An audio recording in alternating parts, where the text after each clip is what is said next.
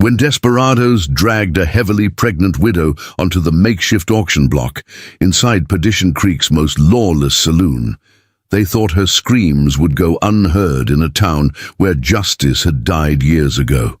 They were dead wrong. What happened next, when a ghost-silent Mandan scout emerged from the shadows, would become the most legendary showdown in frontier history, a night when the lights went out, but justice finally awakened. Before we jump back in, tell us where you're tuning in from, and if this story touches you, make sure you're subscribed, because tomorrow I've saved something extra special for you. The Broken Wheel Saloon squatted like a festering wound on the main street of Perdition Creek, Montana territory. It was the kind of establishment where decent folks crossed to the other side of the road, where the law turned a blind eye for the right price, and where human misery was bought and sold like cattle at market. The year was 1883, and civilization had forgotten this god-forsaken corner of the frontier existed. Inside, the air hung thick with tobacco smoke, stale whiskey, and the acrid stench of unwashed bodies pressed too close together. Oil lamps flickered against soot-stained walls, casting dancing shadows that seemed to writhe with malevolent life. The floorboards, warped and stained with substances best left unidentified, groaned under the weight of 40-odd men who had gathered for tonight's special entertainment. They called themselves miners, traders, and businessmen.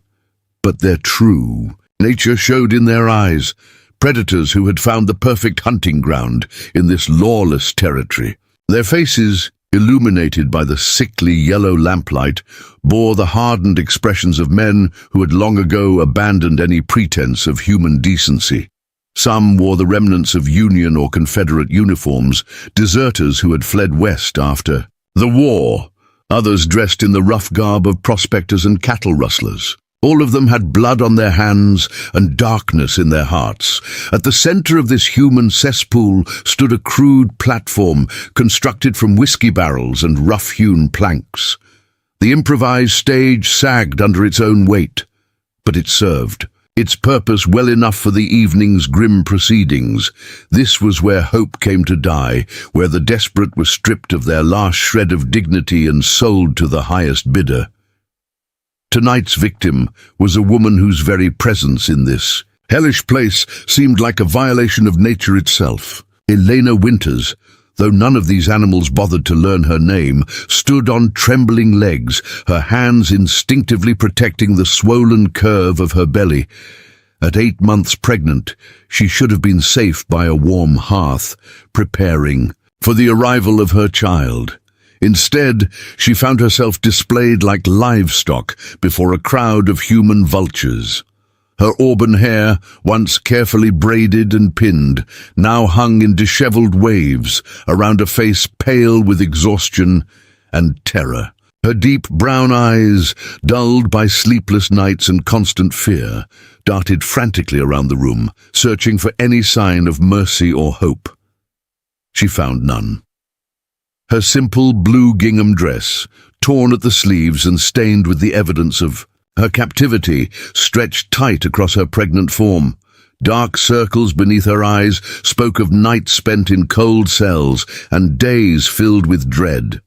The woman's story was one of cruel fortune and calculated evil. Just 3 weeks prior, she had been the wife of Samuel Winters, a hard-working carpenter who had saved every penny to buy a small homestead in the Montana territory. They had been so close to achieving their dream, a little house, a patch of land to call their own, and a baby to fill their lives with joy. But dreams were fragile things in the frontier, easily shattered by men who made their living from others' misery. Samuel had been gunned down in cold blood by the Cassidy gang while defending their wagon train from raiders. The Desperados, led by the notorious Jeremiah Iron Jaw Cassidy, had initially planned a simple robbery, but when they discovered the pregnant woman among the survivors, their plans took a far more sinister turn. A woman in her condition, alone and vulnerable, represented something far more valuable than the few dollars in the strongbox. She represented a commodity that certain depraved men would pay handsomely to acquire.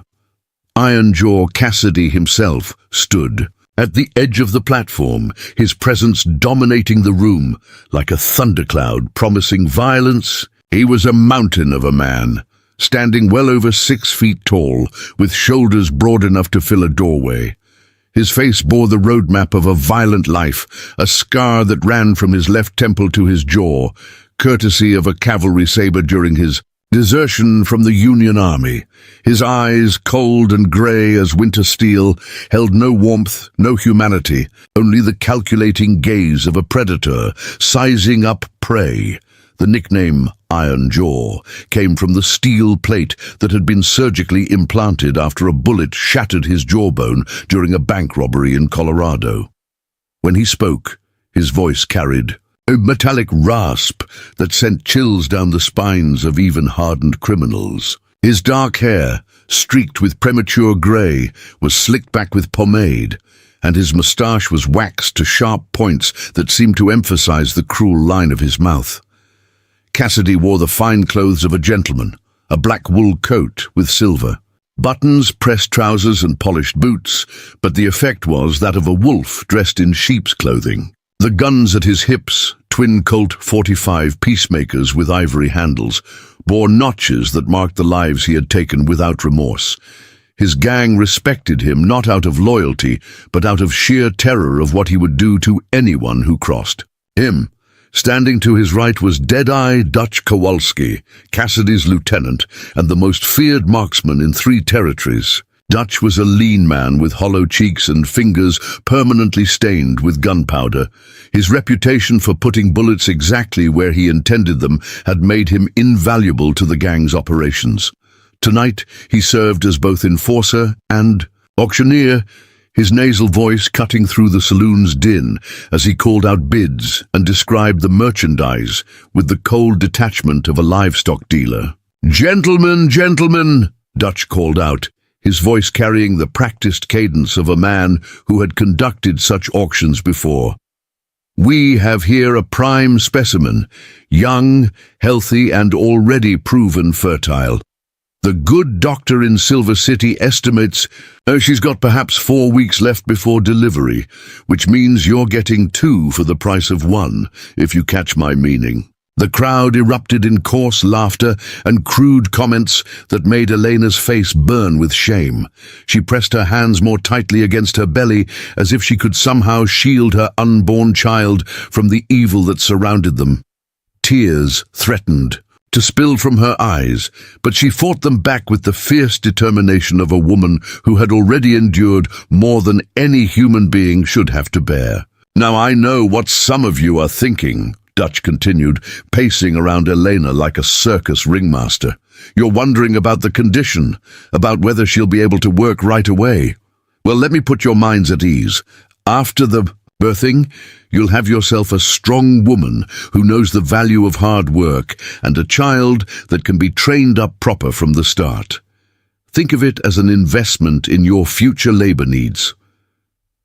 The casual way he spoke of separating a mother from her newborn child sent a wave of nausea through Elena that had nothing to do with her pregnancy. These men weren't just planning to buy her, they were planning to tear apart her family before it even had a chance to begin. The thought of her innocent child being raised by these monsters filled her with a rage that temporarily overshadowed her fear. "What's the starting bid?" called out a grizzled prospector near the back of the room. His clothes were caked with mud and worse, and his beard hadn't seen soap in months. "I need someone to cook and clean at my claim, and I ain't particular about the rest." $50, Dutch announced. "Do I hear 50 for this fine specimen of womanhood?" A scarred man in a torn Confederate uniform raised his hand. 50. "I'll take her off your hands, Dutch. My last woman ran off, and I need someone who can't run so fast." The crowd erupted in cruel laughter at his joke.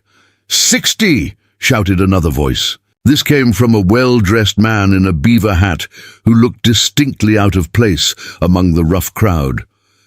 Preparing and narrating this story took us a lot of time, so if you are enjoying it, subscribe to our channel. It means a lot to us now.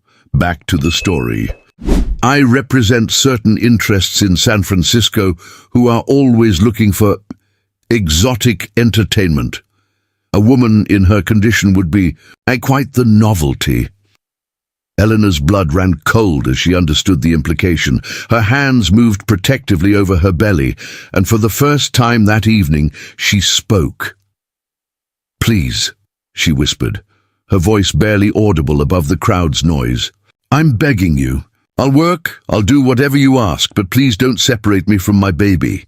Her plea was met with more laughter and crude suggestions about how she might earn better treatment. Iron-Jaw Cassidy stepped forward, his metal jaw catching the lamplight as he grinned. "Now, darling, you're in no position to be making demands. You see, your husband thought he was clever, hiding that money pouch under the wagon floor. But we found it anyway, along with those nice tools of his. Unfortunately, he decided to play hero when he should have played smart." Elena's face crumpled at the mention of Samuel. The memory of her husband's final moments was still fresh and raw, a wound that refused to heal. She could still hear his voice calling out to her as Cassidy's men dragged him away from their overturned wagon. The last thing she had seen was Samuel breaking free from his captors and rushing toward her, desperate to protect his pregnant wife. The gunshot that followed had echoed across the prairie like thunder, and with it, Elena's world had shattered into 1,000 pieces. "Samuel fought like a man defending his family," Cassidy continued, his voice taking on a mocking tone. "Too bad courage don't stop bullets. But don't you worry, sweetheart. We're going to make sure you and that baby are well taken care of. These fine gentlemen here are all eager to provide you with accommodations." The bidding resumed with renewed fervor. "75! Called out a massive man with arms like tree trunks and a beard that reached his chest. "I run a logging camp up north. She can help with the cooking and cleaning, and when the baby comes, we'll have fresh help in about 15 years. "AT!" This came from a thin man with nervous eyes who kept fidgeting with the brim of his hat. "I've got a claim up in the hills that's been real lonely. A woman's touch is just what the place needs." As the bids climbed higher, Elena felt a numbness settling over her. These men were discussing her future as if she were a piece of furniture to be bought and sold. The life growing inside her, the child she and Samuel had dreamed about and planned for, was being casually bartered, away like cattle.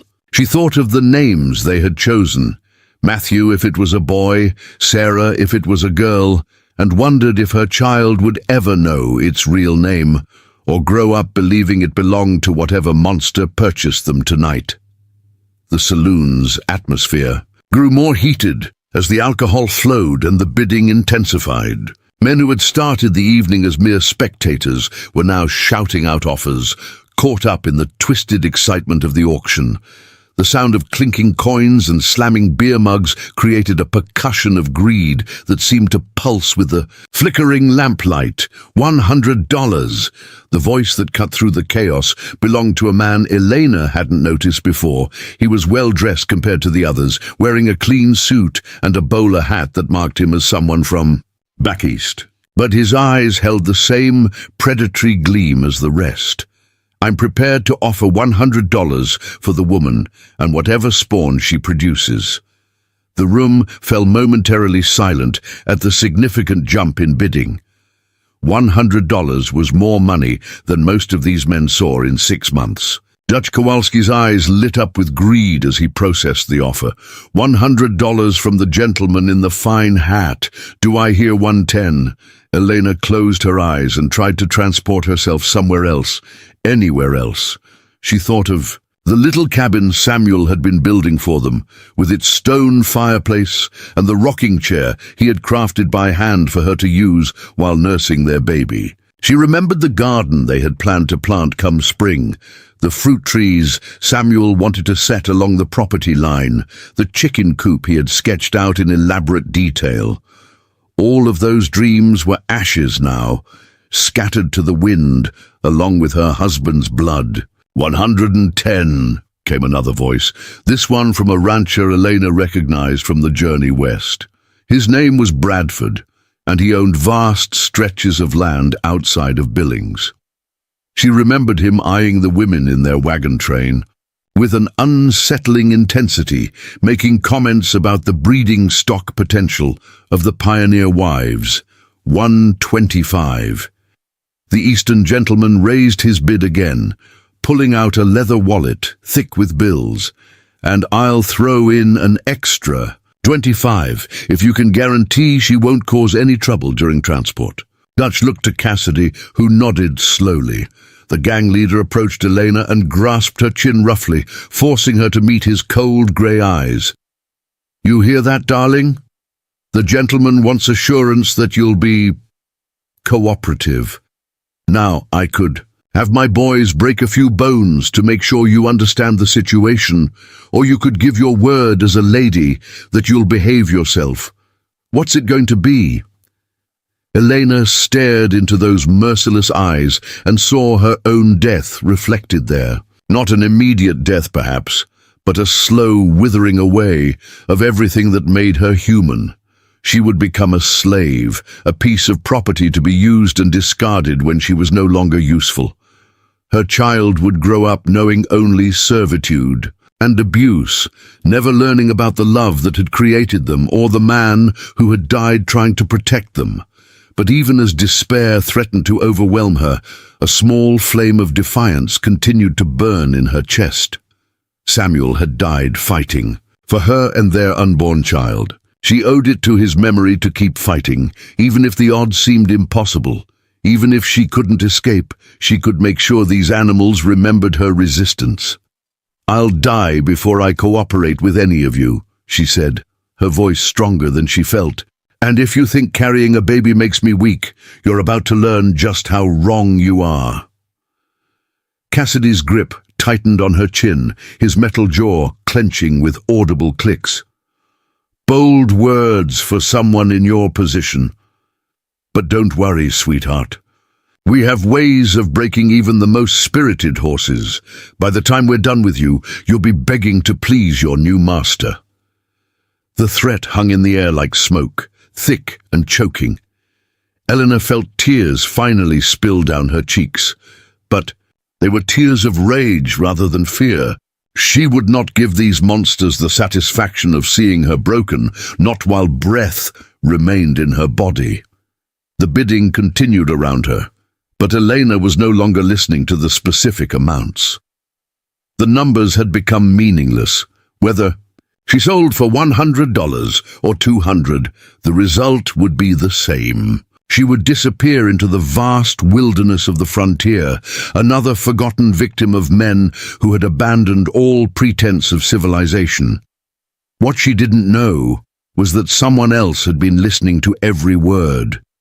Someone who moved through the shadows like a ghost, who could read the wind and track a man across stone, who had learned from childhood that sometimes the only way to stop evil was to meet it with swift and decisive violence. Outside the Broken Wheel Saloon, the night was moonless and still, the kind of darkness that seemed to swallow sound and movement, where a man could disappear completely if he knew how to become one with the shadows. Most folks would have found such darkness unsettling, but for Joseph Silent Wolf, it was like coming home. The Mandan scout crouched motionless beside the saloon's rear wall, his ear pressed against a gap in the weathered boards. He had been tracking the Cassidy gang for 3 weeks, ever since they had raided the wagon train, carrying his friend's widow. Samuel Winters had saved Silent Wolf's life during a blizzard 2 years prior, giving him shelter and food when he was near death from exposure. The debt between them had been settled in blood and brotherhood, the kind of bond that transcended the boundaries between white man and Indian. Silent Wolf was a man caught between two worlds, never fully belonging to either. His mother had been Mandan, a proud member of the Earth Lodge people who had thrived along the Missouri River for countless generations. His father had been a French trapper named Baptiste Moreau, a man who had learned to respect the native ways, and had earned acceptance among the Mandan through his skill and integrity. Silent Wolf had inherited his mother's keen instincts and his father's facility with languages, making him invaluable as a scout and interpreter. But the world of his childhood was disappearing as surely as snow melts in spring. Disease had devastated the Mandan villages, reducing a once mighty people to scattered remnants. The buffalo herds that had sustained the plains tribes for generations were being systematically slaughtered by white hunters who took only the hides and left the meat to rot. The old ways were dying, and men like Silent Wolf were becoming relics of a vanishing age. He stood just over 6 feet tall, with the lean, wiry build of a man who lived by hunting and tracking. His face bore the angular features of his Mandan heritage, with high cheekbones and dark eyes that seemed to take in everything while revealing nothing. His black hair was braided in the traditional style, but fell beneath a wide-brimmed hat that helped him blend in among white settlements. He wore a mix of native and frontier clothing, buckskin pants and moccasins combined with a cotton shirt and leather vest that could pass for civilian attire at a distance. Silent Wolf had earned his name honestly. From childhood, he had possessed an almost supernatural ability to move without sound, to appear and disappear like morning mist. His grandfather, a renowned Mandan warrior, had taught him that true strength came not from making noise, but from knowing when to be still, when to strike, and when to vanish. These lessons had served him well as a scout for the army, and later as a man who walked alone between the white and Indian worlds. As the auction inside reached its climax, Silent Wolf began his careful approach. He had spent the last hour studying the building's layout, noting every entrance, every window, every structural weakness that could be exploited. The broken wheel was typical of frontier construction, hastily built with green lumber that had warped and cracked over time, leaving gaps that provided both visual access and potential firing positions. Through one such gap, he could see Elena, standing on the platform, her hands protecting her unborn child as men bid for her future. The sight filled him with a cold rage that he forced down through years of training. Emotion was the enemy of precision, and tonight would require every ounce of skill he possessed. Silent Wolf checked his weapons one final time. His rifle, a customized Winchester that had been modified by a gunsmith in Denver, hung across his back in a specially designed sling that allowed for quick deployment. At his side rode a Colt .44 that had been a gift from a cavalry officer whose life he had saved during a crow raid. But it was his other tools that would give him the greatest advantage. Throwing knives balanced to perfection, a tomahawk that had belonged to his grandfather, and most importantly, the patience and skills of a lifetime spent as a hunter. The bidding inside was reaching fever pitch. Elena's fate was being decided by men who saw her as nothing more than property to be owned and used. But they had made one critical mistake. They had forgotten that in the wild places of the frontier there were still those who followed the old codes, who believed that some things were worth fighting for regardless of the odds. As Iron Jaw Cassidy reached for Elena's chin to force her compliance, Silent Wolf made his final preparations. The time for observation was over. The time for justice had come.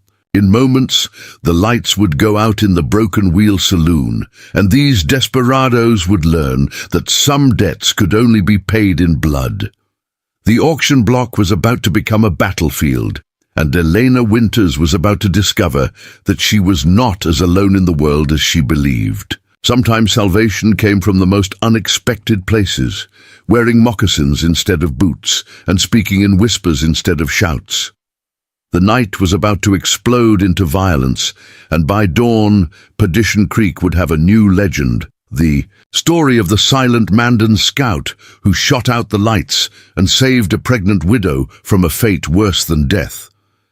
The first shot came without warning, a whisper of death that shattered the largest oil lamp above the auction platform. Glass exploded in a shower of golden sparks, plunging half the saloon into sudden darkness.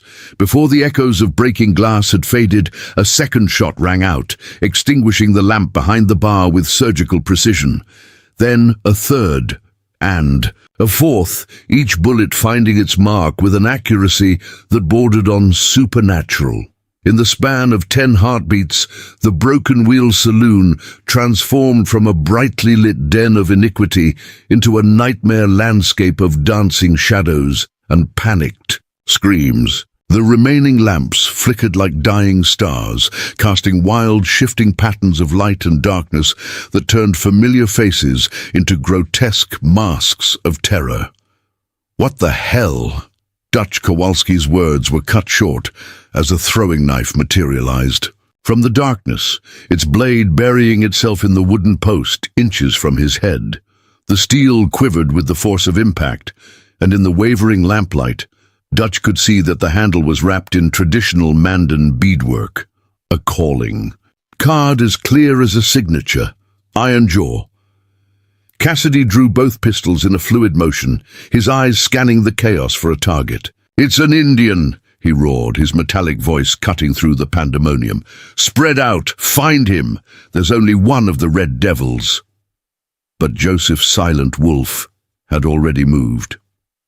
By the time Cassidy's guns cleared leather, the Mandan scout was no longer where the shots had come from. He flowed through the darkness like water, using every shadow, every piece of furniture, every structural beam as cover. Years of hunting in the Missouri River breaks had taught him to become part of the landscape itself, and tonight the saloon was just another hunting ground. Elena stood frozen on the platform, her heart hammering against her ribs. The sudden violence had shocked her out of her despair, replacing it with a wild, desperate hope.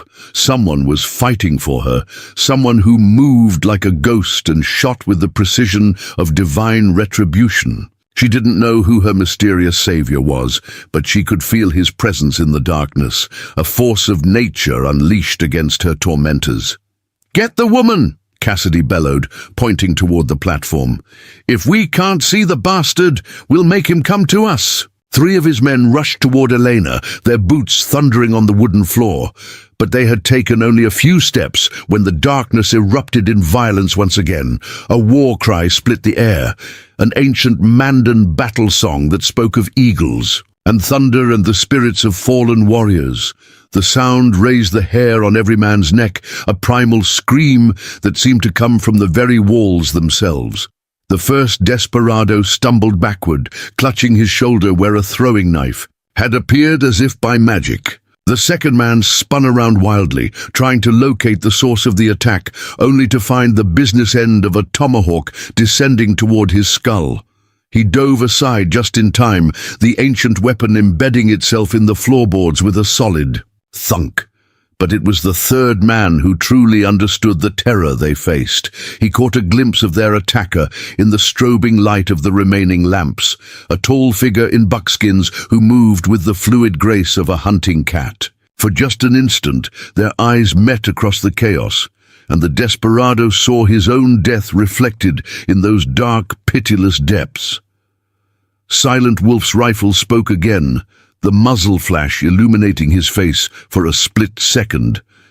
The desperado's gun flew from his hand, shattered by a bullet that had threaded the needle between moving bodies and swinging lampchains.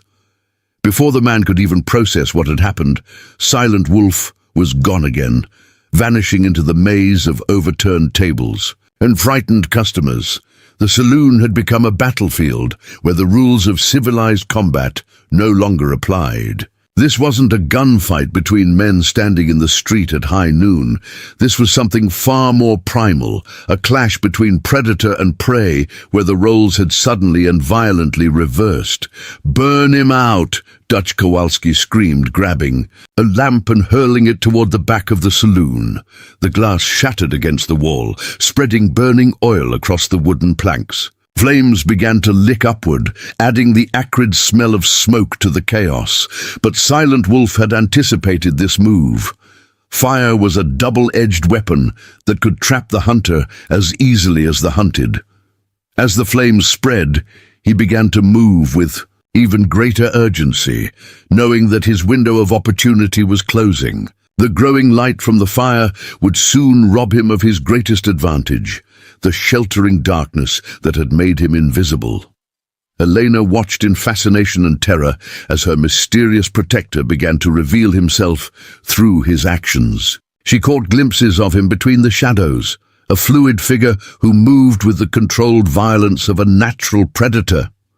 When he fired his rifle, he seemed to absorb the recoil like a tree bending in the wind. When he threw his knives, the blades appeared to seek their targets with unerring precision. But it wasn't just his physical skills that marked him as something beyond ordinary men. There was a patience to his violence, a calculated fury that spoke of a warrior tradition stretching back through generations. He didn't fight like a white man with the direct brutality of civilization. Instead, he fought like the wind and the storm, unpredictable, elemental, and absolutely unstoppable. "There!" shouted one of Cassidy's men, pointing toward a shadow that moved independently of the firelight. "I saw him by the..." The man's words ended in a gurgle as another throwing knife found its mark, this one taking him in the throat with surgical precision. He collapsed backward, his rifle clattering across the floor as blood pooled beneath his body, iron jaw. Cassidy's face twisted with rage and frustration. His carefully planned auction was dissolving into chaos, and with it the substantial profit he had expected to reap.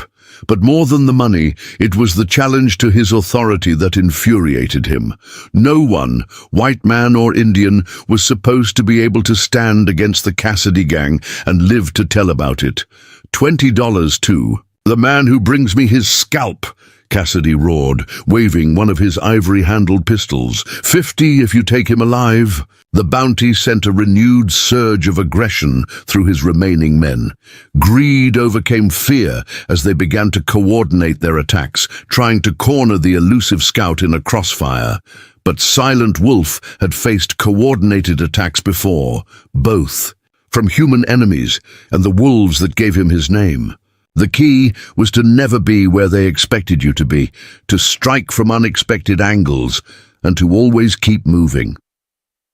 As the flames spread higher up the back wall, the saloon began to fill with smoke. The acrid haze provided additional cover for Silent Wolf's movements, but it also created a growing sense of urgency. Soon, the entire building would be engulfed, trapping everyone inside. He needed to reach Elena and get her to safety before the fire cut off their escape routes. Moving with renewed purpose, Silent Wolf began to work his way toward the platform. Each movement was calculated, each shot precisely placed to maximum effect. His rifle barked again, shattering the knee of a gunman who was trying to flank him. Another knife flew through the smoky air, pinning a Desperado's gun hand to the wooden bar. But as he moved closer to his objective, Silent Wolf encountered a new problem. Elena was no longer alone on the platform. Dutch Kowalski had managed to reach her in the confusion, and now stood behind her with a knife pressed to her throat. The blade dimpled her skin, a thin line of blood already beginning to show. "Come out, you red devil," Dutch called into the smoke-filled darkness. "Come out, or I'll open her throat like a Christmas goose." Elena's eyes were wide with terror, but she held herself still, instinctively understanding that any sudden movement might trigger the blade. Her hands remained protectively over her belly, shielding her unborn child even as her own life hung. By a thread, Silent Wolf froze in the shadows, his mind racing through possibilities. A direct shot was impossible, with Dutch using Elena as a human shield. A throwing knife might work, but the angle was wrong, and the risk to Elena was too great. He needed a distraction, something to draw Dutch's attention away from his hostage. For just a moment, the answer came from an unexpected source. One of the saloon's regular customers, a grizzled old prospector named Jake McGillicuddy, had been hiding behind the bar when the shooting started. Jake was no hero. He was a drunk and a coward who had spent the last 20 years running from his own shadow. But something about seeing a pregnant woman threatened by a knife-wielding maniac triggered a spark of the man he had once been. With a wordless roar, Jake hurled himself at Dutch from behind, his arthritic hands clawing for the younger man's knife arm. The attack was clumsy and desperate, but it caught Dutch completely off guard. For just an instant, the blade wavered away from Elena's throat as Dutch tried to deal with this unexpected assault. That instant was all Silent Wolf needed. His rifle came up with fluid precision, and in the space between one heartbeat and the next, he took the shot. The bullet caught Dutch in the shoulder, spinning him away from Elena with the force of impact. The knife flew from his nerveless fingers, clattering across the platform to disappear into the shadows. Elena stumbled forward, free at last, her hands still protectively covering her belly. But her freedom was short-lived. Iron Jaw Cassidy had used the distraction to position himself between her and the nearest exit. His twin pistols were trained on her chest, and his scarred face wore an expression of absolute malevolence. "Well, well," Cassidy said, his metallic voice barely audible above the growing roar of flames. "Looks like our mysterious savior has made a tactical error. You want the woman, Indian? Come and take her." Silent Wolf emerged from the shadows, his rifle held ready but not aimed. In the flickering firelight, Elena got her first clear look at the man who had been fighting for her life. He was tall and lean, with the kind of weathered features that spoke of a lifetime spent under the open sky. His dark eyes held depths that seemed to reflect both ancient wisdom and terrible purpose. But it was his presence that truly struck her. He moved with the confidence of a man who had never known defeat, who faced death as casually as another man might face the sunrise. There was something both civilized and utterly wild about him, as if he carried the spirits of the frontier itself in his bones. "You must be the famous Joseph Silent Wolf," Cassidy said, his guns never wavering from Elena. "I've heard stories about you. They say you can track a whisper across solid rock and put a bullet through a silver dollar at 100 yards. Silent Wolf said nothing, but his eyes never left Cassidy's face. In the silence, Eleanor could hear the fire spreading, the groaning of stressed timber, and the panicked voices of men trying to escape the burning building. "Strong, silent type, eh?" Cassidy continued. "Well, let's see how talkative you get when I put a bullet in your woman's belly." The threat hung in the smoky air like a death sentence. Elena felt her knees go weak, but she forced herself to remain standing. Her child deserved to see its mother fight until the very end, even if that end was only moments away. "She's not my woman," Silent Wolf said quietly, his voice carrying clearly despite the surrounding chaos. "She's under my protection." Cassidy laughed, a harsh sound like metal scraping against stone. "Protection? From who? You're outnumbered, outgunned, and out of time. This whole place is going up in flames, and you've got nowhere to run." As if to emphasize his point, a section of the back wall collapsed in a shower of sparks and burning timber. The heat was becoming unbearable, and smoke was making it difficult to breathe. Soon the floor itself would catch fire, turning the saloon into a death trap, but Silent Wolf had been in worse situations before. During his years as an army scout, he had learned that the most dangerous moments often presented the greatest opportunities. The fire that Cassidy thought would trap him could just as easily become his salvation. "You're right about one thing," Silent Wolf said, taking a step closer. "We don't have much time." And then he moved, not toward Cassidy, as the outlaw expected, but toward the burning wall behind him. In one fluid motion, Silent Wolf kicked over a table, sending it sliding across the floor toward the flames. As the wooden surface caught fire, he grabbed a burning chair leg and hurled it directly at the oil lamp hanging above Cassidy's head. The lamp exploded in a cascade of burning oil, raining fire down on the platform. Cassidy instinctively ducked and covered his eyes, his guns swinging away from Eleanor for just a moment. In that instant of distraction, Silent Wolf dove forward, rolling across the floor and coming up within arm's reach of the outlaw leader. The two men collided in a tangle of limbs and weapons. Cassidy's pistols roared, but the shots went wide, the bullets burying themselves in the saloon's ceiling.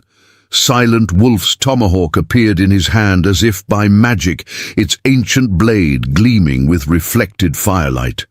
Elena watched in horrified fascination as the two warriors fought with the desperate fury of men who knew that only one would walk away alive. Cassidy was larger and stronger, but Silent Wolf moved with the fluid grace of water, turning the outlaw's size against him. They rolled across the platform, each seeking the advantage that would end the fight. The sound of splintering wood drew Elena's attention to the ceiling above. The flames had weakened the roof beams, and she could see cracks spreading across the planks like spider webs. In moments, the entire structure would come crashing down, burying everyone beneath tons of burning timber. "The roof!" she screamed, pointing upward. "It's going to collapse!" Silent Wolf heard her warning and threw himself backward just as Cassidy's knife slashed through the space where his throat had been. The movement put distance between them, and for a moment both men crouched on opposite sides of the platform, breathing hard and assessing their options. Above them, the ceiling groaned ominously. The fire had spread to the supporting beams, and it was only a matter of minutes before the entire structure failed. If they didn't get out soon, none of them would survive to see the dawn. "This ain't over, Indian," Cassidy snarled, backing toward a side door that led to the alley behind the saloon. "I'll be coming for you, and when I do, I'll make sure you watch while I skin that woman alive." Silent Wolf said nothing, but his eyes promised a reckoning that would come sooner than Cassidy expected. The outlaw leader turned and fled into the night, leaving his remaining men to fend for themselves. Elena felt strong hands grasp her arms, lifting her to her feet. Silent Wolf was beside her, his face grim with urgency. "Can you run?" he asked. She nodded, though her swollen belly made movement difficult. "I think so." "Then we go. Now." They moved together toward the front entrance, but their path was blocked by a wall of flame that had spread from the back of the building. The main door was no longer an option. They would have to find another way out. Silent Wolf scanned the smoke-filled interior, his trained eyes picking out details that others would miss. There, a window on the side wall that was still clear. Of fire. It was high and narrow, but it represented their only chance of escape. "There," he said, pointing toward the window. "I'll boost you up." Elena looked at the window doubtfully. In her condition, climbing through it would be difficult and dangerous. But staying in the burning saloon was certain death. "What about you?" she asked. Silent Wolf smiled grimly. "I'll find another way." But Elena shook her head. "No, we go together, or we don't go at all." For the first time since the fighting had started, Silent Wolf hesitated. He had expected to die tonight. Warriors like him rarely lived to see old age. But this pregnant woman, this stranger he had never met before tonight, was willing to risk her life to save his. The ceiling chose that moment to make the decision for them. With a thunderous crack, a section of burning timber crashed down, blocking their path to the window. Sparks showered around them, and Elena cried out as a piece of burning wood grazed her arm. Silent Wolf pulled her against him, shielding her with his body as more debris rained down. They were trapped now, surrounded by fire on all sides. The smoke was getting thicker, making it hard to breathe, and the heat was becoming unbearable. But just when it seemed that all hope was lost, Silent Wolf heard something that made his heart leap. The sound of splintering wood coming from outside the building. Someone was breaking down the side wall with an axe. "Here!" he shouted toward the sound. "We're here!" A section of the wall exploded inward, revealing the bearded face of Jake McGillicuddy. The old prospector had somehow found an axe and was chopping through the building's outer wall with the desperate strength of a man trying to save lives. "Come on!" Jake yelled. "This whole place is coming down." Silent Wolf didn't hesitate. He scooped Elena up in his arms, cradling her against his chest as he rushed toward the makeshift exit. Behind them, the roof began its final collapse, tons of burning timber crashing down into the space they had just vacated. They emerged into the cool night air just as the Broken Wheel Saloon gave up its battle against the flames. The entire structure collapsed in on itself with a roar like thunder, sending a column of sparks high into the star-filled sky. Elena found herself lying on the ground outside the burning building, gasping for breath and marveling at the fact that she was still alive. Beside her, Silent Wolf checked her for injuries with the efficient movements of a man trained in field medicine. "Are you hurt?" he asked, his voice gentle despite the violence they had just escaped. Elena shook her head, though her arm still stung from the burning wood. "The baby," she whispered. "Is the baby all right?" Silent Wolf placed his hand carefully on her belly, feeling for movement. After a moment, he smiled, the first genuine smile she had seen from him. "Strong," he said simply, "like the mother." They sat in the dirt beside the burning ruins, catching their breath and trying to process what had just happened. Around them, the few survivors of the fire stumbled away into the night, grateful to be alive. The town's volunteer fire brigade had finally arrived, but there was nothing left to save. "Who are you?" Elena asked finally. Silent Wolf looked at her for a long moment before answering. "A friend of your husband," he said quietly. "Samuel saved my life once. Tonight I tried to return the favor." Elena felt tears welling up in her eyes. "Thank you," she whispered. "Thank you for saving us." But even as she spoke the words, she knew their troubles were far from over. Iron Jaw Cassidy had escaped into the night, and men like him didn't forgive or forget. The outlaw leader would be back, and when he came, he would bring more guns and more violence than even Silent Wolf could handle alone. The pregnant widow and the Mandan scout had won this battle. But the war was just beginning. 3 days' ride.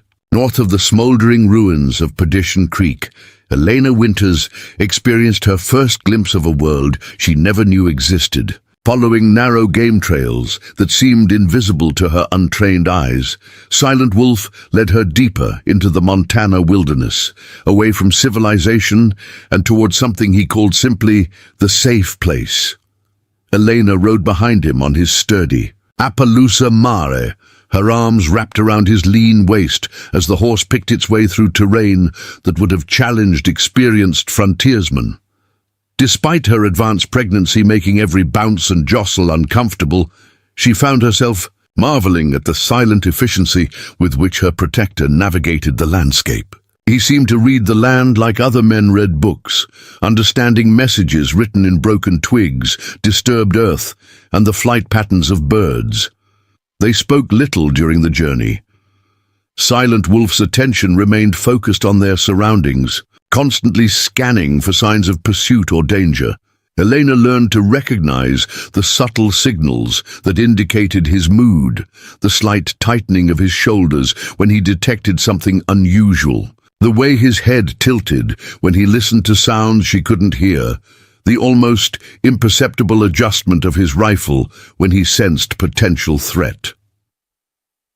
On the second night, as they sheltered in a hidden cave that Silent Wolf seemed to know intimately, Elena finally broke the comfortable silence that had developed between them. "Where are we going?" she asked, warming her hands over the small, smokeless fire he had built with practiced skill. Silent Wolf looked at her across the flames, his dark eyes reflecting the flickering light. "To my mother's people," he said quietly. "To the place where the earth holds memories." Elena frowned, not understanding. "I thought the Indian tribes had been moved to reservations." A shadow passed across Silent Wolf's face. Some were moved, others were scattered. A few learned to hide in the places the white man doesn't want. He stirred the fire with a stick, sending sparks dancing upward into the star-filled sky. "My mother's band found such a place, in the breaks along the Missouri River. The government thinks they died out, so they leave them alone. The next morning brought an unexpected challenge." Elena woke to find Silent Wolf crouched beside her, his expression grim. "Riders," he said simply. "5 men, maybe 6, following our trail." Elena's blood ran cold. "Cassidy," Silent Wolf nodded. "And some of his men who weren't in the saloon that night? They've been tracking us since dawn." Elena struggled to sit up, her pregnant belly making the movement awkward. "How close are they?" "Close enough." Silent Wolf was already breaking camp, scattering the ashes of their fire and erasing any evidence of their presence.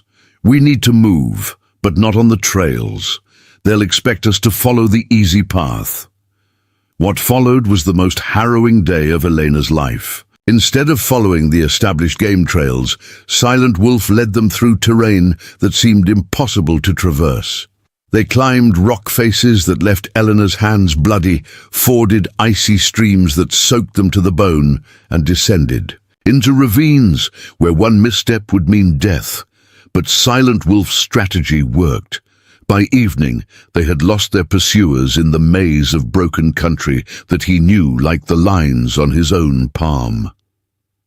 As they finally crested a ridge overlooking a hidden valley, Elena saw their destination for the first time. The Mandan village was unlike anything she had imagined. Instead of the teepees she expected, she saw earth lodges built into the natural contours of the land, so perfectly integrated with their surroundings that they seemed to have grown from the soil itself. Wisps of smoke rose from hidden openings, and she could see people moving about their daily tasks, women tending gardens, children playing near a clear stream, men working on tools and weapons. "It's beautiful," Elena breathed, forgetting for a moment the danger that pursued them. Silent Wolf's expression softened slightly. "Home," he said simply. Their arrival in the village created a sensation. Elena had expected hostility, or at least suspicion, from the Mandan people, but instead she found herself surrounded by curious but welcoming faces. Children peered at her from behind their mother's skirts, fascinated by her pale skin and auburn hair. The women examined her pregnant belly with knowing eyes, chattering among themselves in their musical language, but it was the woman who approached them as they dismounted that truly caught Elena's attention. She was perhaps 60 years old, with silver-streaked hair braided with beads and feathers. Her face bore the lines of a life lived close to the earth, but her eyes held depths of wisdom that seemed to encompass centuries of knowledge. When she looked at Elena, it was as if she could see directly into her soul. "Grandmother," Silent Wolf said, using the English word but pronouncing it with a reverence that made it sound like a prayer. "I have brought someone who needs our protection." The elderly woman stepped closer to Elena, studying her with eyes that seemed to miss nothing. She spoke in Mandan, her voice like the whisper of wind through prairie grass. Silent Wolf translated, though Elena sensed he was softening some of the words. "She says the spirits told her you were coming. She dreamed of a woman with fire in her hair who carried new life, pursued by men with hearts of stone." Silent Wolf paused, listening as the woman continued speaking. She says you are welcome here, for as long as you need sanctuary. Elena felt tears welling in her eyes. After weeks of fear and desperation, the simple offer of safety seemed almost too good to believe. "Tell her thank you," she whispered. "Tell her I'll never forget this kindness." The woman who Silent Wolf called grandmother smiled and reached out to touch Elena's belly gently. She spoke again, and this time Silent Wolf's translation came with a hint of wonder in his voice. She says, "Your child will be born under the protection of the earth spirits." She says this is good. The children born in sacred places carry special medicine. He paused, meeting Elena's eyes. "She wants to know if you will accept her as midwife when your time comes." The offer was so unexpected, so generous, that Elena could only nod through her tears. In this hidden valley, surrounded by people who owed her nothing but offered her everything, she felt safer than she had since Samuel's death. The next few days passed in a strange kind of peace. Elena was given her own small earth lodge, warm and comfortable despite its simple furnishings. The Mandan women taught her their ways of preparing for childbirth, feeding her special teas and showing her exercises that would ease her labor. She learned to grind corn, to weave baskets from prairie grass, and to read the signs that indicated changes in weather. But it was her growing relationship with Silent Wolf that provided the greatest source of comfort. Away from the immediate pressures of survival, she began to see past his warrior exterior to the man beneath. He was patient with her questions about Mandan culture, generous with stories of his childhood, and surprisingly gentle when helping her navigate the physical challenges of her pregnancy.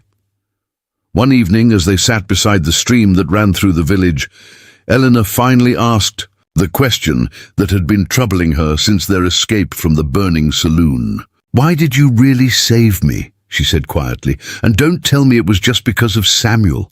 There's more to it than that." Silent Wolf was silent for a long moment, watching the water flow over smooth stones. When he spoke, his voice carried pain that seemed to come from deep within his soul.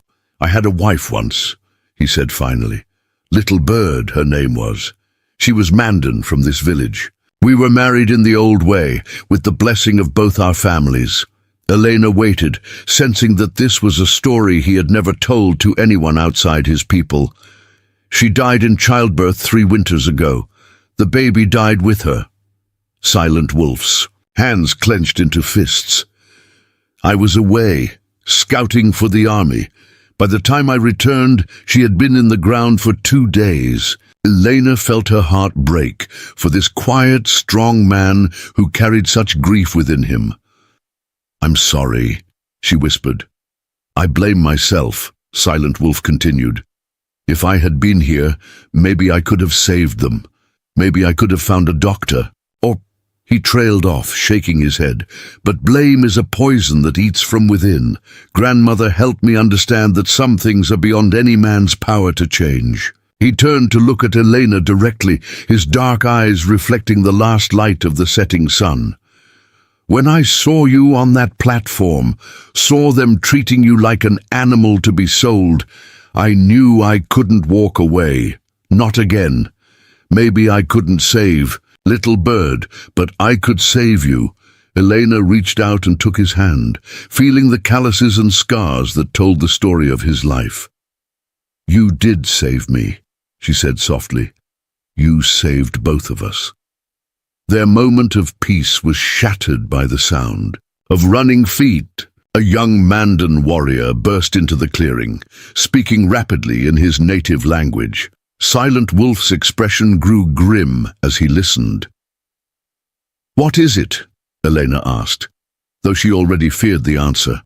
"Scouts report riders approaching from the south," Silent Wolf translated. 7 men, heavily armed. They're following the river trail." Elena's blood turned to ice.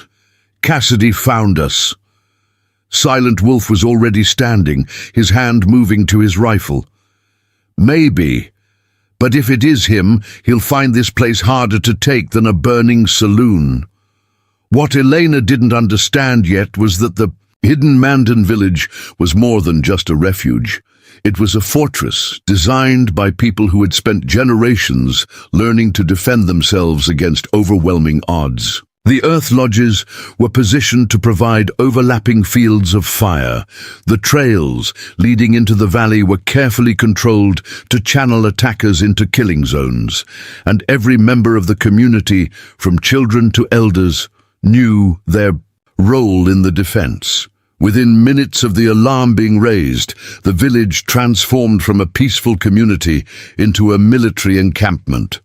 Warriors took positions along the ridgelines, women moved the children into the deepest earth lodges, and grandmother began preparing the medicines and bandages that would be needed for the wounded. Silent Wolf found Elena in her lodge, helping to carry water and supplies to the defenders. "You need to get to the sacred cave," he told her. "It's where the non-combatants shelter during attacks." Eleanor shook her head firmly. "I'm not hiding while good people risk their lives for me." "Elena, you're 8 months pregnant. You can't fight." "Maybe not with a gun," she replied, her jaw set with determination. "But I can help in other ways. I can tend the wounded, carry ammunition, do whatever needs doing." Silent Wolf started to argue, but grandmother appeared beside them, speaking rapidly in Mandan. After listening to her words, Silent Wolf's expression changed. "What did she say?" Elena asked. "She says the spirits have shown her that you have a role to play in what's coming. She says hiding you away would anger the earth powers." Silent Wolf shook his head in bewilderment. "I don't understand it. But I've learned not to argue with grandmother when she speaks of spirit visions. As the sun set behind the western mountains, 7 riders appeared on the trail leading into the valley. Even at a distance, Elena could make out the distinctive figure of Iron Jaw Cassidy, his scarred face visible beneath his wide-brimmed hat. The outlaw leader sat his horse with the confidence of a man who had never met a challenge he couldn't overcome through violence and intimidation. But as Cassidy and his men descended into the valley, they began to realize that this would be unlike any fight they had experienced before. The Mandan warriors were invisible among the rocks and trees, present but unseen until they chose to reveal themselves. The very land seemed to be against the intruders, with trails that led nowhere and shadows that concealed deadly surprises. "Come out, Indian!" Cassidy's voice echoed off the valley walls. "Come out and face me like a man. Bring the woman and maybe I'll let the rest of these savages live." The response came not in words but in actions. A flight of arrows whispered through the air, striking the ground around the horses' hooves with precision that was clearly intended as a warning. The horses reared and pranced, sensing the danger that their riders were only beginning to understand. "Last chance," Cassidy roared, drawing his pistols. "Give me the woman, or I'll burn this whole place to the ground." Silent Wolf appeared on a rocky outcrop above the intruders, his rifle held ready, but not yet aimed. "You're trespassing on sacred ground," he called down. "Leave now, and you'll live to see tomorrow." Cassidy's laugh echoed harshly through the valley. "Sacred ground? The only thing sacred here is the profit I'm going to make when I sell that woman to the highest bidder." The outlaw leader raised his pistol and fired, the bullet striking the rocks near Silent Wolf's position. It was the signal for battle to begin, but this fight would be fought on terms very different from the burning saloon in Perdition Creek. This time, the Mandan people were defending their home, their families, and their sacred places. This time, they had every advantage of terrain, knowledge, and righteous purpose. And this time, Iron Jaw Cassidy was about to learn that some places in the world remained beyond the reach of men who lived by violence and greed. The pregnant widow and the silent scout had found sanctuary, but that sanctuary was about to be tested in ways that would determine not just their fate, but the future of an entire people hidden away in the breaks along the Missouri River. The first arrow that struck Ironjaw Cassidy's horse was meant as a warning. The second, which took one of his men clean through the shoulder, was meant as a promise. But it was the third arrow, the one that pinned his hat to a tree trunk behind him without so much as grazing his scalp, that truly conveyed the message. You are outmatched, outmaneuvered, and fighting on ground that belongs to forces you cannot comprehend. Cassidy yanked his hat free from the tree, examining the perfectly placed arrow with grudging respect. Impressive shooting, he called out to the invisible defenders, but parlor tricks won't save you when the real fighting starts. What followed was unlike any battle the outlaw leader had ever experienced. His men, accustomed to terrorizing isolated homesteads and defenseless wagon trains, found themselves facing an enemy that seemed to be part of the landscape itself. Mandan warriors appeared and disappeared like smoke, striking from unexpected angles before melting back into terrain that offered 1,000 hiding places. The valley that had seemed so peaceful just hours before transformed into a maze of deadly surprises. Rock slides blocked retreat routes that had been clear moments earlier. Pit traps opened beneath the hooves of charging horses. Arrows seemed to come from the earth itself, striking with precision that spoke of generations of warrior training. But Elena Winters was experiencing her own battle, one that cared nothing for guns or arrows or the violent ambitions of desperate men. As the sound of gunfire echoed through the valley, the first labor pains struck her with the force of a physical blow. She doubled over, gasping, as her body began the ancient process of bringing new life into a world suddenly filled with death. "Grandmother," Silent Wolf called out as he saw Eleanor collapse beside the water barrel she had been filling. The elderly Mandan woman appeared as if by magic, her weathered hands already reaching for Eleanor, even as bullets whined overhead. "The baby," Elena gasped, her face pale with pain and fear. "It's coming now." Grandmother spoke rapidly in Mandan, her tone calm despite the chaos surrounding them. Silent Wolf translated, though his voice betrayed his own anxiety. "She says, babies choose their own time, and this one has chosen to be born during battle.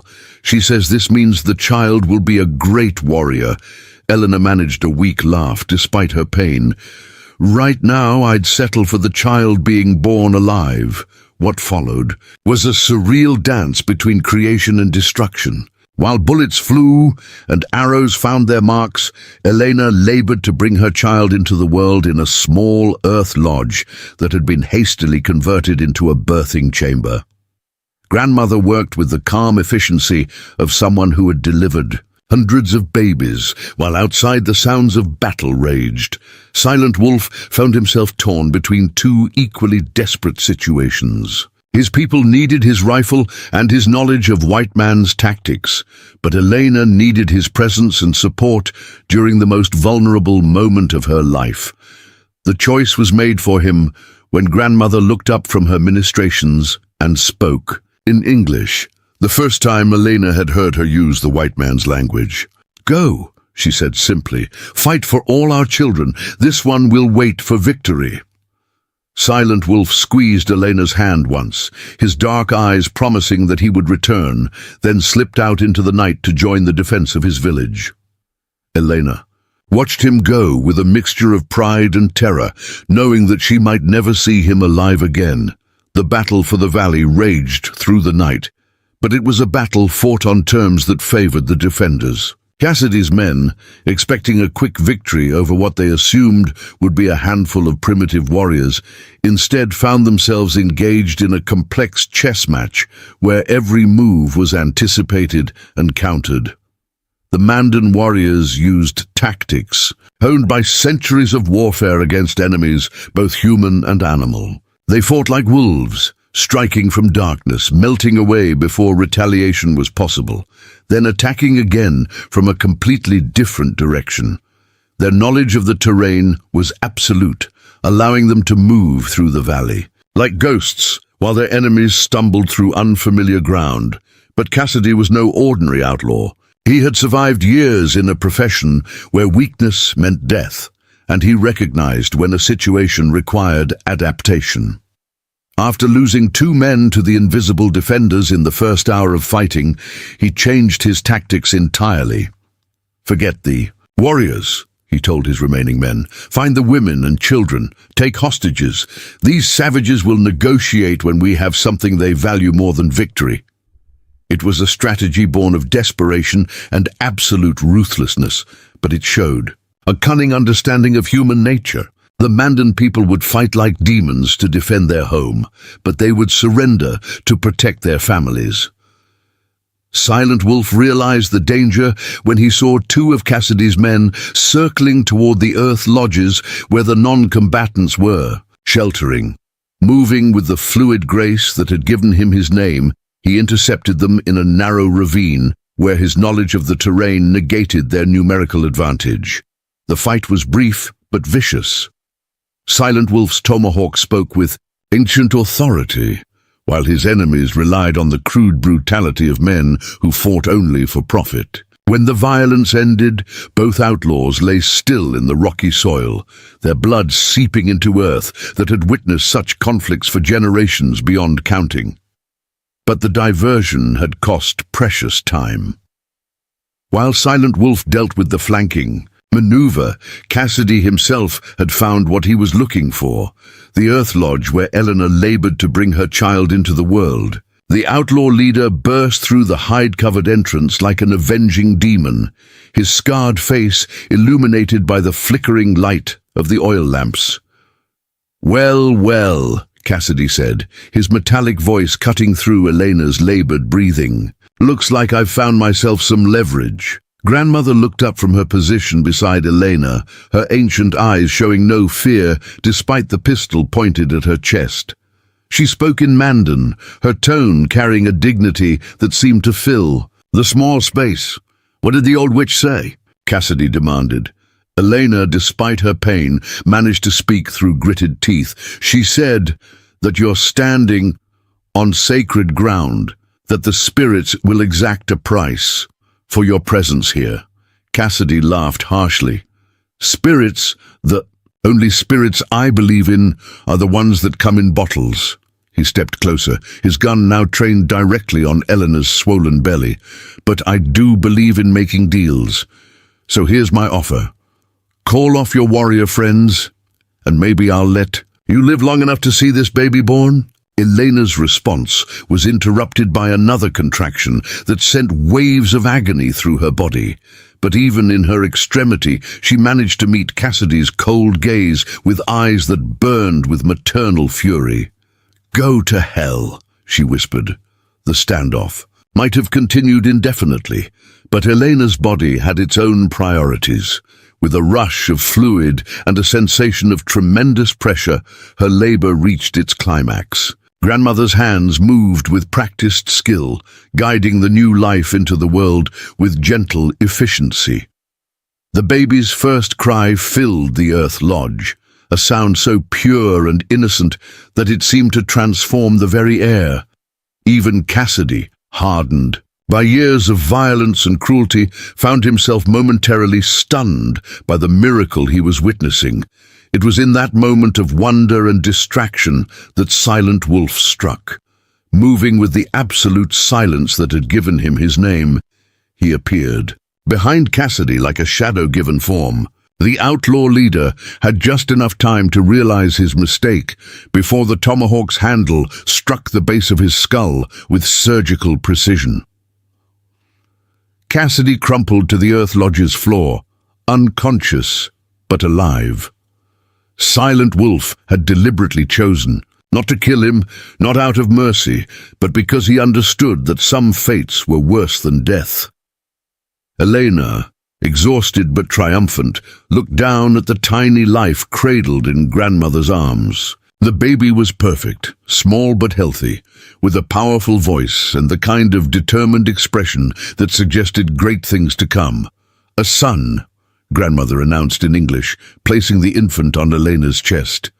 "Strong medicine, born of fire and battle."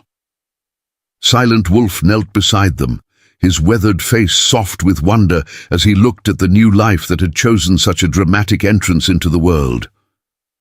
"What will you name him?" he asked quietly. Elena gazed down at her son, thinking of the man who had died defending their wagon train and the man who had risked everything to save them both. "Samuel," she said finally, "Samuel Silent Wolf Winters."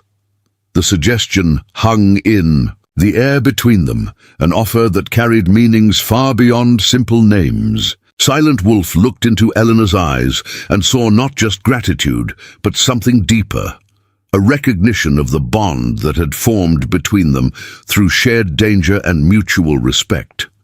"You honor me," he said quietly. "But are you certain? In the white man's world, an Indian name can bring hardship." Elena's response was interrupted by a commotion outside the Earth Lodge. The sounds of battle had ceased, replaced by voices speaking in rapid Mandan. Silent Wolf listened intently, then smiled for the first time since the fighting had begun. "It's over," he said. "Cassidy's remaining men surrendered when they realized their leader was missing. Without him to drive them forward, they had no stomach for fighting warriors who knew every rock and tree in the valley." As if to confirm his words, a young Mandan warrior appeared at the entrance to the lodge, speaking excitedly to Silent Wolf. After listening to the report, Silent Wolf's smile grew wider. "The prisoners are asking for terms," he translated. "They want to know what it will cost to buy their freedom." Elena looked down at her sleeping son, then at the unconscious form of Ironjaw Cassidy. "What happens to him?" she asked. Silent Wolf's expression grew thoughtful. "Among my people, justice is about balance, not revenge. He has caused great harm, but killing him would only continue the cycle of violence." He paused, considering. "There are mining camps in Alaska Territory that are always looking for workers, men who are willing to labor in conditions that would break ordinary people." The implication was clear. Cassidy would live, but his days of terrorizing innocent people were over. He would spend whatever years remained to him in the frozen wasteland of the far north, breaking rocks and hauling ore for masters who would show him exactly the same mercy he had shown his victims. As dawn broke over the hidden valley, painting the sky in shades of gold and rose, Elena found herself surrounded by the sounds of life returning to normal. Children's laughter echoed from the stream, women resumed their daily tasks, and the warriors began the process of tending their wounded and honoring their dead. But in the quiet of the birthing lodge, a different kind of beginning was taking place. Elena held her son close, marveling at the tiny fingers that grasped at the air and the dark eyes that seemed to take in everything around them. Beside her, Silent Wolf watched with the expression of a man who had discovered something he hadn't even known he was searching for. "What happens now?" Elena asked softly. Silent Wolf was quiet for a long moment, considering the question that would determine the course of all their lives. "Now," he said finally, "we decide what kind of family we want to be." The words hung in the air between them, full of possibility and promise. Outside, the hidden valley continued its ancient rhythms, sheltering people who had learned to find strength in community and hope in the face of impossible odds. Elena looked at her son, then at the man who had saved them both, and realized that sometimes the most important journeys ended not where you expected, but exactly where you needed to be. The baby born in battle would grow up knowing that he belonged to two worlds, carrying the best of both in his small but determined heart. The war was over, but the real adventure, the building of a new kind of life in the space between worlds, was just beginning. 2 years after the battle that had changed everything, Elena Winters Silent Wolf stood at the edge of the hidden valley, watching her toddler son chase butterflies through the prairie grass with the unsteady determination of someone still mastering the art of walking. Samuel had inherited his mother's auburn hair, but his adoptive father's dark eyes, and already showed signs of the quiet intensity that marked him as Joseph Silent Wolf's son in all the ways that truly mattered. The valley had changed since that violent night when Ironjaw Cassidy's gang had brought war to the sacred ground. What had once been a secret refuge, known only to a handful of scattered Mandan families, had gradually evolved into something unprecedented in the Montana Territory. A true community where white settlers and native peoples lived and worked together. As equals, the transformation hadn't happened overnight, and it certainly hadn't been without challenges. Elena had spent the first months after Samuel's birth learning to navigate the complex dynamics of becoming not just a member of the Mandan community, but the wife of one of their most respected warriors. The marriage ceremony itself had been a revelation, combining traditional Mandan customs with elements that honored her own heritage, creating something entirely new yet deeply rooted in both cultures. But it was the arrival of other refugees that had truly changed the character of the settlement. Word had spread along the frontier's hidden networks, the informal channels through which news traveled among those who lived on society's margins. Stories of a place where a pregnant widow had found safety, where different peoples lived in harmony, where justice was administered fairly regardless of skin color or origin. Soon, other displaced families began making the difficult journey to the valley. There was Maria Santos, a Mexican woman whose husband had been murdered by claim jumpers, arriving with her 3 young daughters and nothing but the clothes on their backs.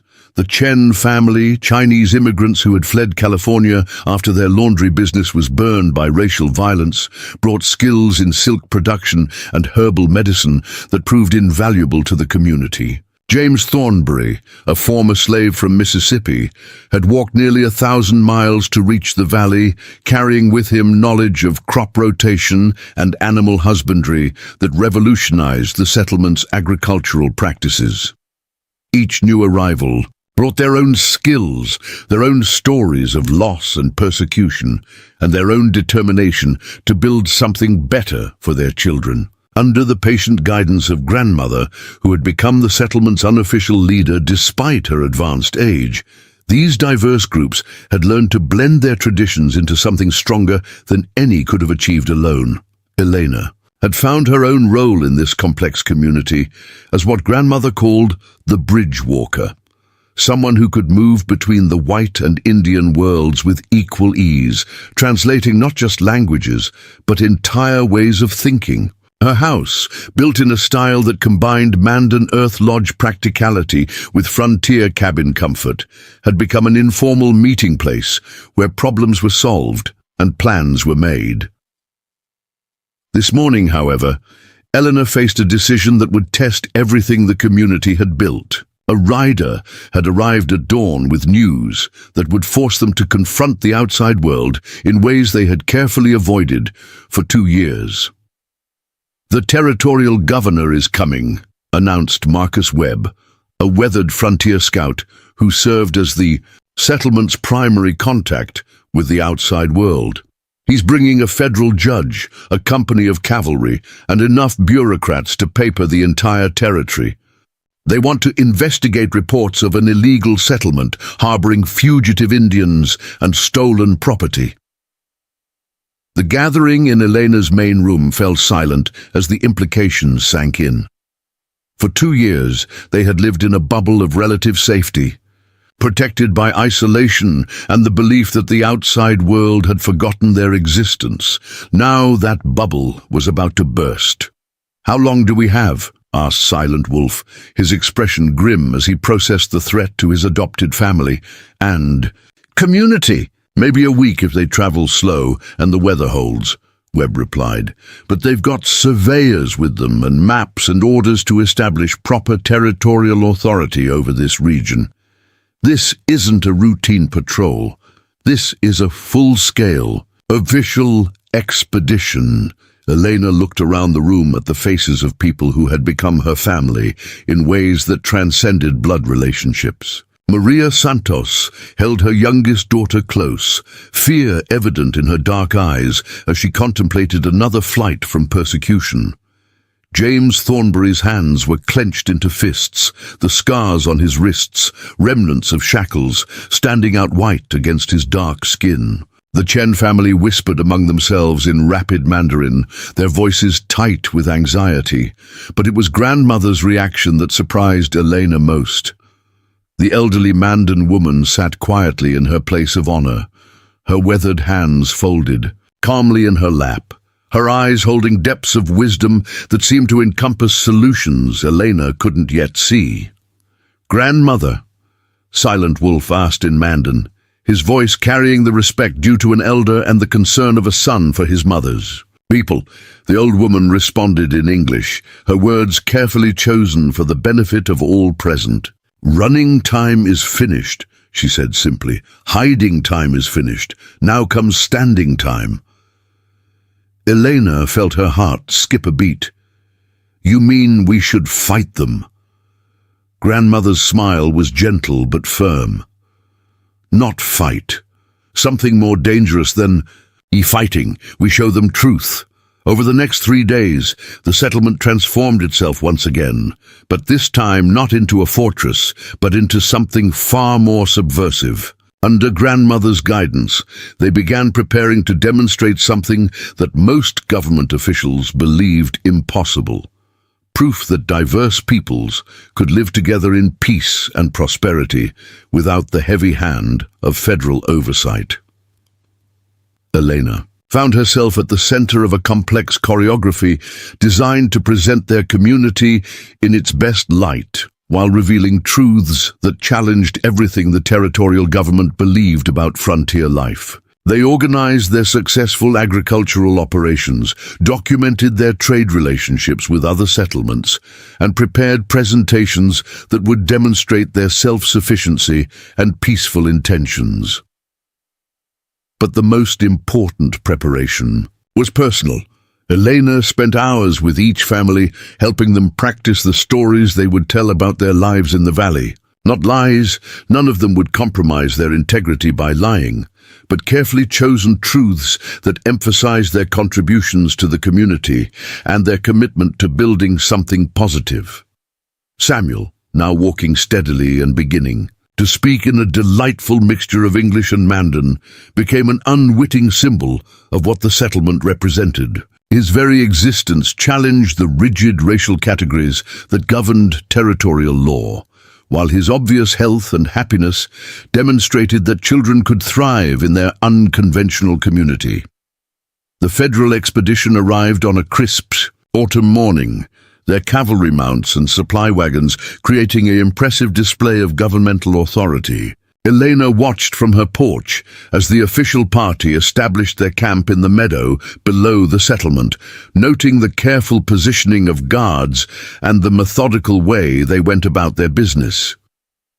Governor William Harrison Blackwood was a tall, dignified man in his 50s, whose political career had been built on bringing civilization to the frontier territories. He wore his authority like an expensive suit, comfortable and well-tailored, but Elena could see the wariness in his eyes as he surveyed a settlement that didn't match any of his preconceptions.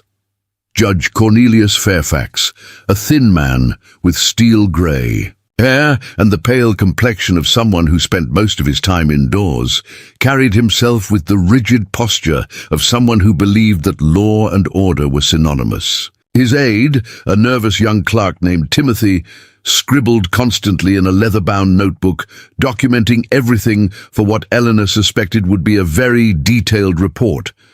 But it was Colonel Marcus Delaney who posed the greatest immediate threat. The cavalry officer was a professional soldier whose job was to maintain federal authority in territories where that authority was often challenged by geography, isolation, and the sheer stubbornness of people who had come west to escape government oversight. Elena met them at the settlement's informal boundary, dressed in her finest dress, a creation that combined frontier practicality with touches of Mandan beadwork that marked her unique position in the community. Silent Wolf stood beside her, wearing traditional Mandan clothing that emphasized his heritage, while avoiding anything that might be seen as threatening.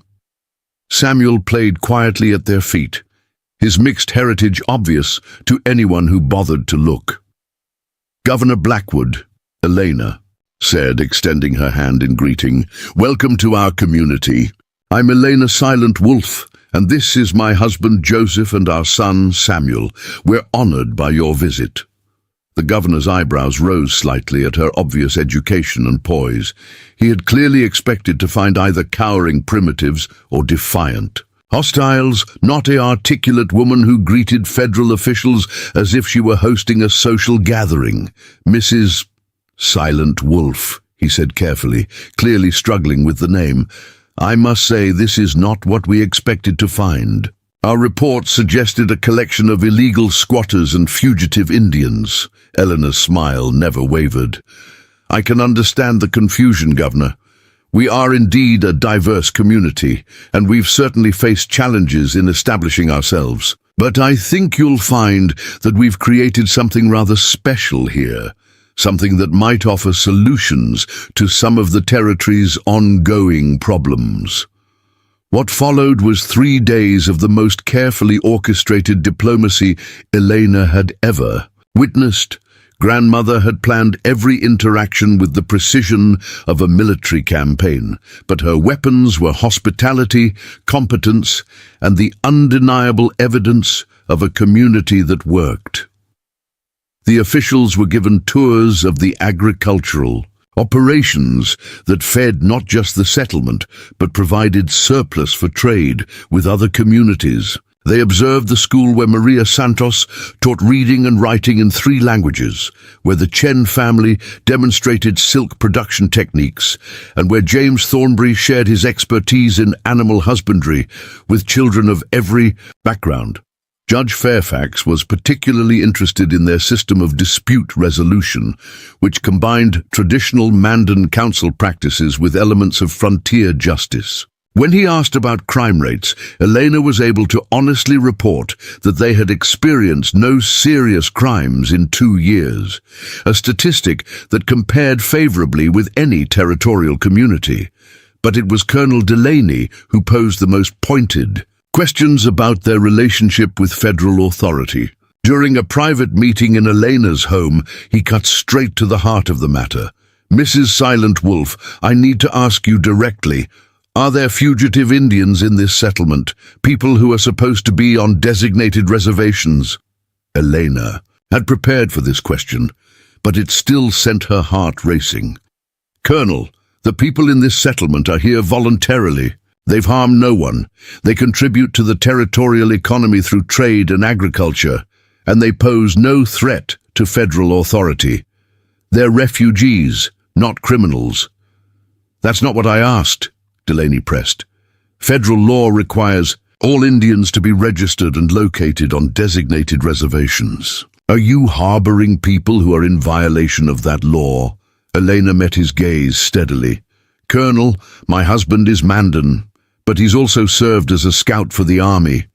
Grandmother's family has lived in this region for generations before there was a territorial government. They're not hiding from federal authority. They're trying to find a way to live with it. It was Judge Fairfax who provided the unexpected breakthrough. On the final day of the inspection, he requested a private meeting with Eleanor and Silent Wolf. When they gathered in Elena's parlor, the judge's expression was thoughtful rather than stern.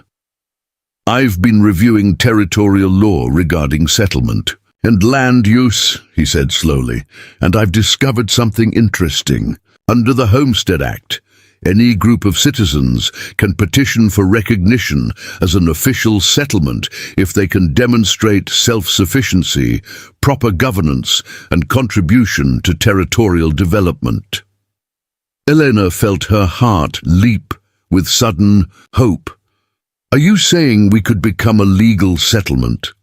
"I'm saying that what you've built here challenges a lot of assumptions about how frontier communities develop," Fairfax replied.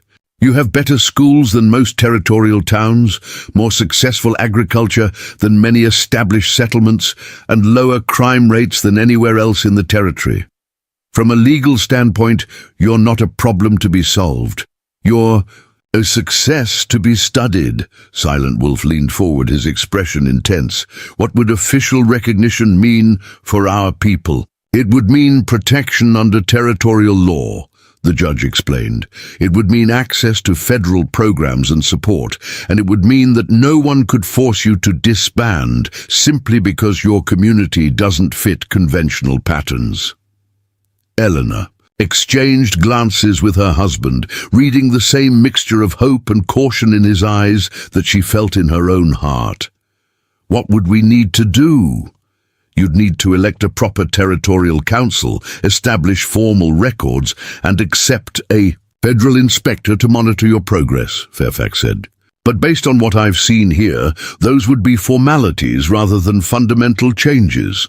The proposal sent ripples of excitement and anxiety through the settlement. For 2 years, they had lived in fear of discovery by federal authorities. Now they were being offered the chance to step into the light, to become a recognized part of the territorial government rather than hiding from it.